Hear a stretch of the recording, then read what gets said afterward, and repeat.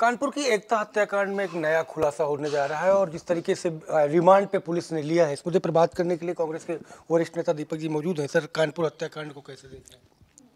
उत्तर प्रदेश अपराध के मामले में और नौकरशाहों द्वारा सरकार पे कब्जा जमाए जाने के मामले में बदनाम हो चुका है।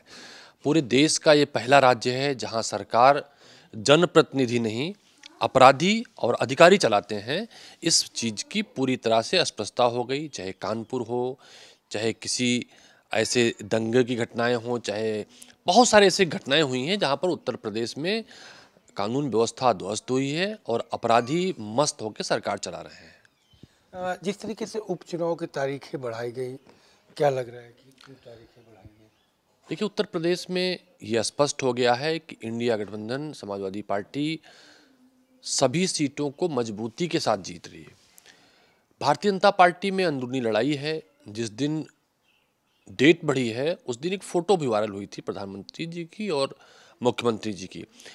तो जिस तरह से उत्तर प्रदेश में भारतीय जनता पार्टी को प्रदेश की जनता हटाना चाहती है, उस तरह से मुख्यमंत्री को भी हटाए जाने की मुहिम चल रही है और मुख्यमंत्री बनने के कई सारे दावेदार मैदान में हैं।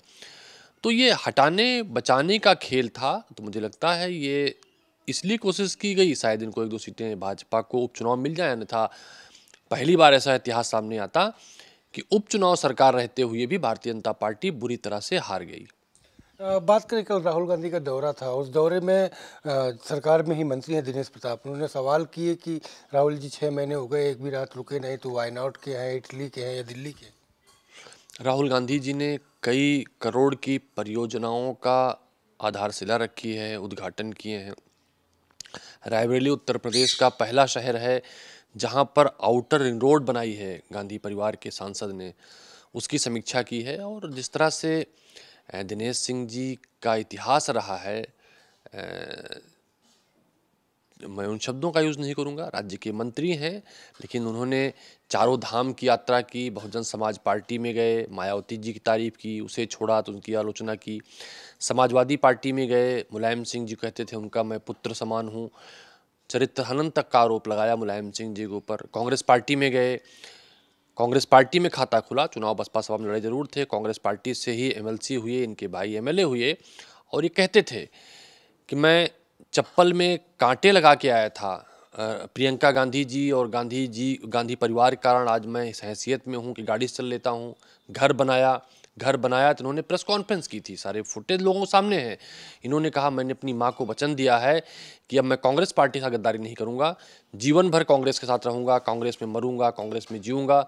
सोनिया गांधी जी को माता और प्रियंका गांधी जी को भगवान कहते थे, कई बार उन्होंने पॉलिटिकल फोरम पे कहा है। हालांकि कल तस्वीरें दिखी, प्रेम दिखा होगा, जिस तरह से राहुल गांधी को कार्यकर्ता हाथ में लेकर खड़ा होता है। फोटो बड़ी अच्छी दिनेश सिंह ने लगाई थी राहुल गांधी जी की, और जिस तरह से हाथ बांधे खड़े हुए तो उन्होंने कार्यकर्ता का धर्म भी निभाया।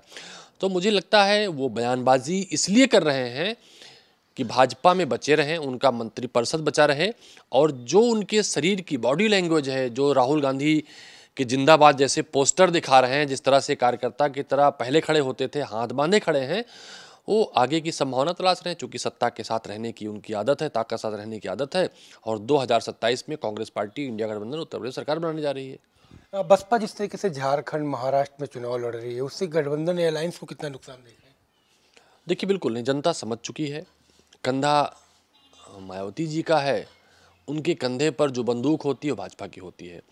तो भाजपा के प्रत्याशी भी 100% अब भारतीय जनता पार्टी ही तय करती है कौन लड़ेगा। तो वोट कटवा के नाम से ही जाने जाते हैं। उन पार्टियों का अब अस्तित्व नहीं है। 2 ही पार्टियां देश में लड़ेंगी, या तो इंडिया गठबंधन जो कांग्रेस पार्टी के नेतृत्व में है, या भारतीय जनता पार्टी का गठबंधन जो 25-30 या 40-45 दलों का गठबंधन है।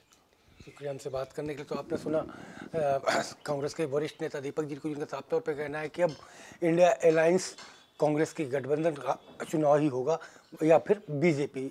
तो अब ऐसे में जीत इंडिया गठबंधन की होने जा रही है। कैमरा पर्सन सनोज के साथ संजय प्रताप सिंह, भारत समाचार, लखनऊ।